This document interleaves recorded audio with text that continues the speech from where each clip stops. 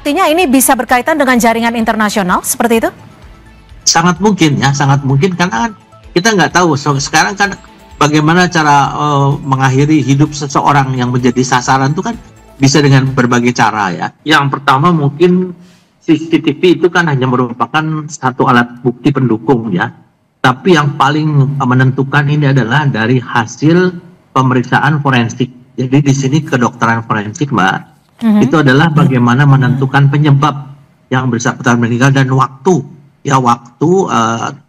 yang bersangkutan almarhum itu meninggal. Kemudian yang kedua adalah jejak digital. Nanti tentunya polisi akan menelusuri jejak digital baik dari percakapan atau komunikasi almarhum.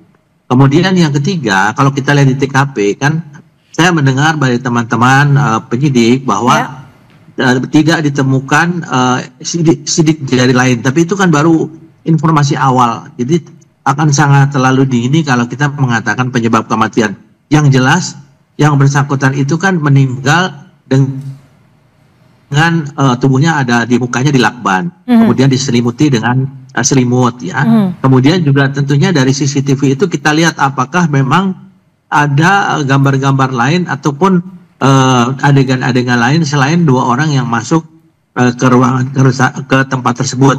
Nanti akan dikaitkan kapan yang bersangkutan itu masuk dan kapan istrinya itu mencoba menghubungi yang bersangkutan. Kan pasti akan ada jejak digital. Demikian, Mbak. Ya, selain jejak digital yang masih terus didalami, sebagai mantan Kabar Reskrim, terkait dengan temuan jasad korban yang terlakban, apa yang bisa Anda baca ketika jasad ditemukan terlakban?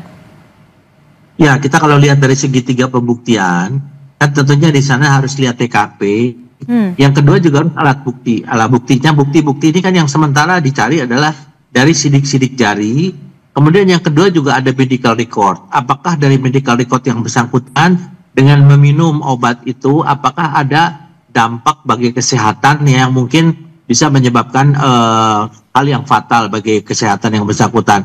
Ini tentunya masih didalami terus, Mbak. Dan menurut saya juga sudah bicara dengan beberapa teman ya, yang memang sudah ahli. Sekarang sudah dilibatkan beberapa penyidik yang memang senior yang menangani permasalahan ini, dan Barreskrim pun sudah sekarang melakukan supervisi dengan memperbantukan beberapa penyidik senior. Karena ini kan merupakan sesuatu yang mungkin ada berbagai kemungkinan. Saya kan pernah bertugas sebagai duta besar ya, Pak ya. Betul. Itu yang saat ini yang paling rawan adalah memang orang-orang yang memiliki latar belakang kedinasan di bidang TPPO atau tidak pidana perdagangan orang ya. Itu kan sering sekali di beberapa negara itu warga negara kita menjadi korban TPPO. Dan korban TPPO ini kan mereka punya jaringan, punya sindikat. Ini tentunya akan menjadi salah satu objek daripada penyelidikan ya dari teman-teman baik dari Polsek, Polres maupun Polda di supervisi oleh Barreskrim. Demikian, Mbak. Jadi latar belakang dari diplomat muda ini yang kerap kali ditugaskan untuk menangani TPPO bisa saja menjadi alasan dari ditemukannya tewas ini? Ya, berbagai kemungkinan, Mbak ya. Pengalaman saya pada saat menangani korban yang tidak ada sama sekali tersangka ya. Maksudnya tersangkanya saat itu yang bersangkutan ditemukan secara tunggal ya. Tentunya kita harus mengambil dari beberapa kemungkinan. Salah satunya dari profesi yang bersangkutan. Nanti dia akan ditelusuri ya. Tentunya akan bekerja sama dengan Kementerian Luar Negeri dan kasus-kasus yang sudah ditangani. Saya yakin bahwa teman-teman penyidik itu mereka juga menelusuri bahwa latar belakang penugasan yang bersangkutan kira-kira dengan siapa saja pernah terlibat, ataukah dengan organisasi-organisasi daripada TPPO ini siapa saja. Pasti itu salah satu juga. Tapi yang paling utama di sini adalah bagaimana hasil uji forensik ya, baik kedokteran forensik maupun digital forensik. Pak Ito, artinya ini bisa berkaitan dengan jaringan internasional seperti itu?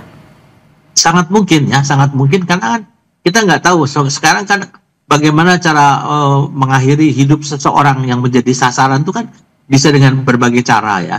Nah ini kan tadi saya sampaikan, orang meninggal itu tentunya adalah dengan sesuatu yang mengakibatkan kondisi-kondisi daripada alat-alat dalam tubuhnya itu mengalami sesuatu yang menyebabkan kematian. Nah, ini kedokteran kehakiman ini yang melakukan otopsi itu pasti akan melakukan satu otopsi yang sangat cermat ya, karena kita juga tidak bisa mengatakan mengandai-andai ya tanpa ada satu keterangan dari saksi ahli. Kan selama ini secara fisik tidak ditemukan unsur kekerasan.